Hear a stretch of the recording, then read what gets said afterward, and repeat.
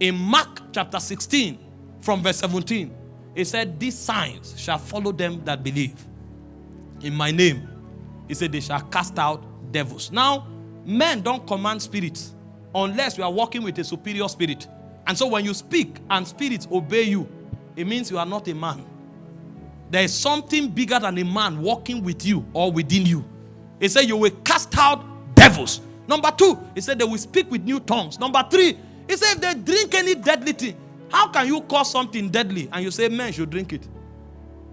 It's not encouraging them to drink, but he said by any chance if they drink it, it will hurt men because it's deadly.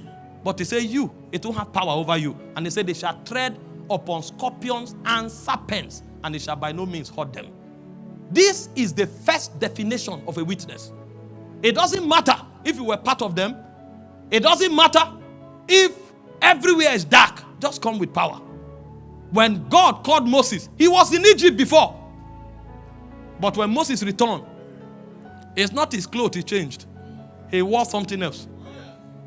When he returned to Pharaoh, he wasn't speaking the language of the wise men of Egypt. He came with something that Pharaoh did not know. The hand of God was stretched over the land. Because God himself said in Exodus 14:30, he said, I will stretch forth my hand and I will strike Egypt with all of my signs and my wonders. The language Pharaoh heard was a 10-lettered language, and they are all plagues. He came with plagues, and when Pharaoh saw those plagues, even the magicians of Pharaoh said, this is the finger of God. This man is not talking because he read a book. He's talking from a realm where oracles beyond time dwell. And if we will be wise, we better let them go.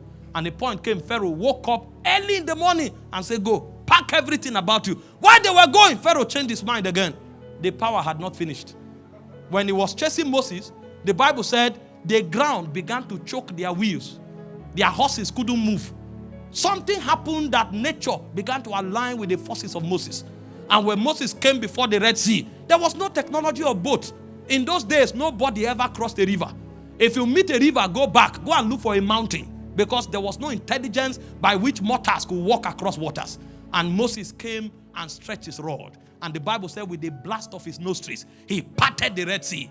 And he said Moses and his men walked on dry ground. Pharaoh thought it was coincidence. He said by faith. Even Moses, he said walk through the Red Sea. And he said Pharaoh, as saying that it was a joke, tried to walk and he drowned. He drowned. That became a memorial. And so everywhere Israel went to, there was a tale that these men, any city they enter, they lick the people up because their God is in their midst. A point came that nations began to tremble. When they say Israel is coming, they begin to pack well. Either you cooperate with them or you are in trouble. So much so that Balak needed to hire Balaam to curse them. Because he knew that these people are not just a race. There's a power that dwells in their midst. He ascended the mountain. He wanted to curse them. He tried. He couldn't. There was a power. There was a power. He wanted to curse them. He will start prophesying. He said, how can you curse him that God has blessed? How can you curse? He said, for there is no... Oh my God. Oh my God. You have witnesses. We rise. When they drop charm for you, you woke up, you match it. And then the person who dropped it, they told him after 48 hours he will die. On the third day, you are whistling out of your house. He will kneel down and say, I want to serve your God. He said, there's no enchantment against Jacob. There's no divination against Israel. He said, the shout of the king is in their midst. They didn't know what was happening on the mountain, but the lion dwelt there. There was an oracle that no powers under heaven could defy, because a king dwells in their midst. It takes power to be a witness. If you have no proof, you are not yet a witness. You may be a Christian, but witnesses are men of power. In Acts 14:17, Acts 14:3 says, long time abode they, speaking boldly in the Lord.